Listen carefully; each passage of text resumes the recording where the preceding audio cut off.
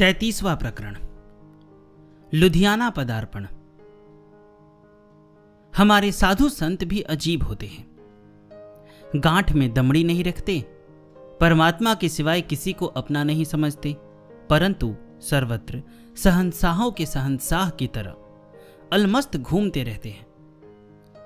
हम भूले नहीं हैं कि भारत का वह कोपीनधारी साधु ही था जिसके आगे सिकंदर का अतुलित वैभव तुक्ष था, तृणवत था।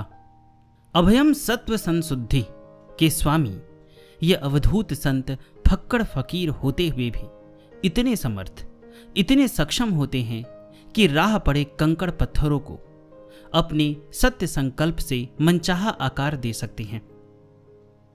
बनाना, बिगाड़ना और फिर बनाना, प्रकृति की आविर्तिरो भाव युक्त यह क्रीड़ा अनवरत अखंड रूप से प्रवहमान रहती है। संभवतः प्रकृति अपने प्रीतम परमात्मा के परम प्रकाश को सर्वत्र सदैव फैलाने में ही प्रफुल्लित रहती है,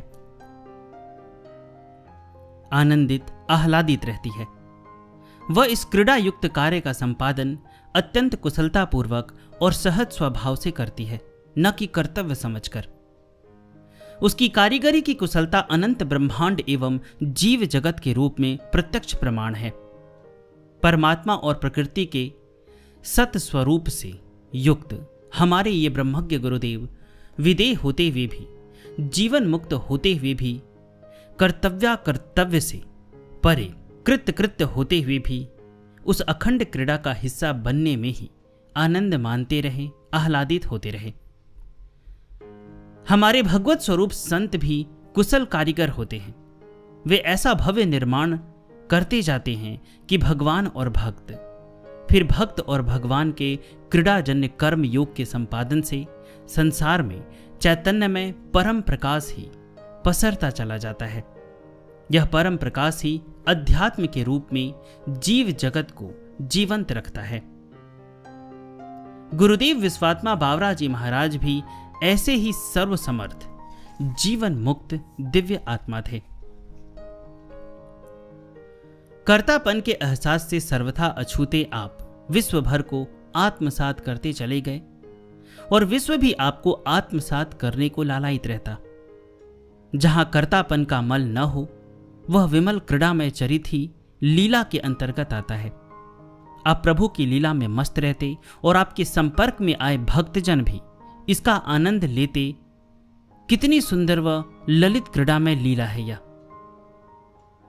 वर्ष 1956 में केदारनाथ की यात्रा के समय जो विचित्र घटना घटी थी, गुरुदेव बेहोश हो गए थे और एक ईश्वरदास आनंद नामक व्यक्ति ने आपको औषधि देकर अपना बना लिया था। वह आत्मीयता प्रगाढ़ होती गई थी और आप जब भी दिल्ली जाते उनको अवश्य मिलते।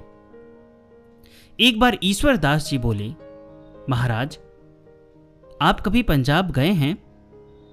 वहां के लोग बड़े श्रद्धालु हैं, जिज्ञासु हैं, आपसे उन्हें बहुत लाभ पहुंचेगा, आप वहां अवश्य जाएं। मेरा छोटा भाई ठाकुरदास आनंद लुधियाना में रहता है, मैं उसे पत्र लिख देता हूं, आप जाएंगी तो वह बहुत खुश हो जाएगा। सहमति मिल गई और व्यवस्था भी हो गई। 6 फरवरी 1959 की प्रातः 4 बजे श्रीनगर एक्सप्रेस नामक गाड़ी लुधियाना रेलवे स्टेशन रुकी तो उसमें से खड़ाओं की ठक-ठक की आवाज के साथ एक ऊंचे लंबे महात्मा कंधे पर झोली लटकाए उतरे। स्टेशन लगभग खाली था। अनजान नगर, अपरिचित डगर, ऊपर से घना अंधेरा, परंतु मस्त फकीर को क्या फर्क पड़ता था। एक कोने में बेंच पड़ा था, उस पर बैठ गए। 2 घंटे अपनी मस्ती में बैठे रहे। इतने में 6:30 बजे फ्रंटियर मेल गाड़ी स्टेशन पर रुकी तो उसी समय 8-10 व्यक्ति हाथों में फूलों की माला लिए स्टेशन पर दौड़ने लगे, इधर उधर डिब्बों में झांकते जैसे किसी को ढूंढ रहे हो। पूज्यपाद गुरुदेव समझ गए कि ये सब उन्हें ही खोज रहे हैं, परंतु कौतुकवश मौन रह तमाशा देखते रहे। परेशान एक व्यक्ति बेंच के पास आया, फक्कड़ फकीर को देखा। कोई बैग या अटैची, झोला या सामान कुछ भी नहीं। एक ने पूछा, कहीं यह तो नहीं?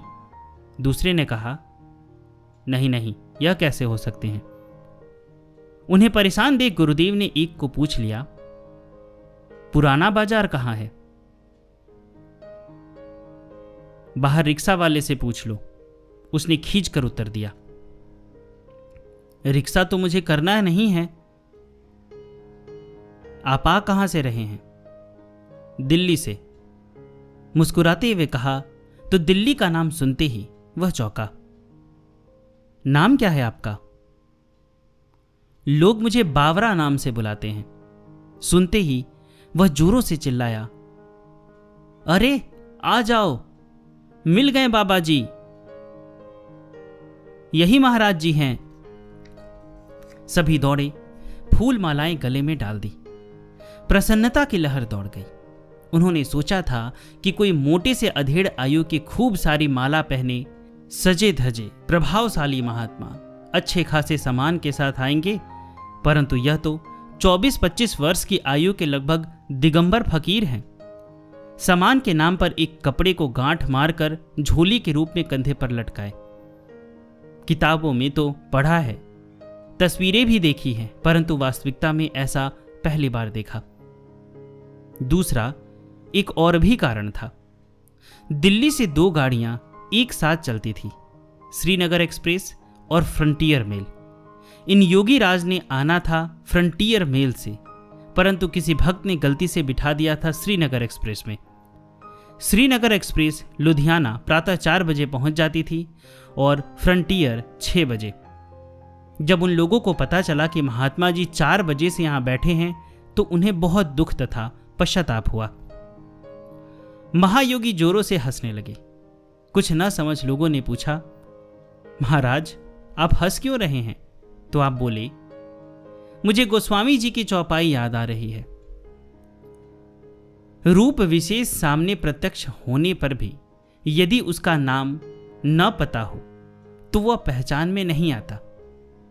बात बात में, हंसी परिहास में, उठते बैठते, चलते फिरते, हर एक चेष्टा में आप सर्वत्र ब्रह्म बोध का ही प्रकाश फैलाते जाते।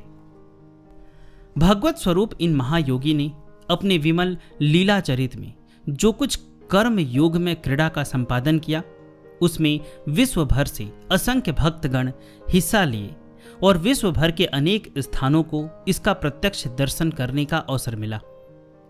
गुरुदेव की इस भव्य अध्यात्म प्रवण लीला संपादन में जिन अनगिनत स्थानों ने मुख्य भूमिका निभाई, उनमें लुधियाना सिरमौर रहा, क्योंकि श्री चरणों के जिन आत्मीय जन विभूतियों ने आत्मोत्सर्ग कर इसमें प्राणपण से हिस्सा लिया, वे सभी प्रायः इसी लुधियाना शहर से ही थे। कभी कभी गुरुदेव कहा करते थे, लुधियाना भूमि का मैं सदैव ऋणी हूं। इसने मुझे अनेक ऐसे सन्यासी प्रदान किए हैं जिनके सर्वहुतम में जीवन दान के बिना इस ब्रह्म बोध प्रदायी यज्ञ का संपूर्ण होना असंभव था। यद्यपि श्री चरण स्वयं स्वतः सिद्ध संकल्प थे, सर्वसमर्थ थे, परंतु सर्वथा अमानी रहते हुए आप सारा श्रेय निजात्म स्वरूप अपने भक्तों को दे देते थे। यही दिव्य क्रीड़ा का अनूठा आनंद है।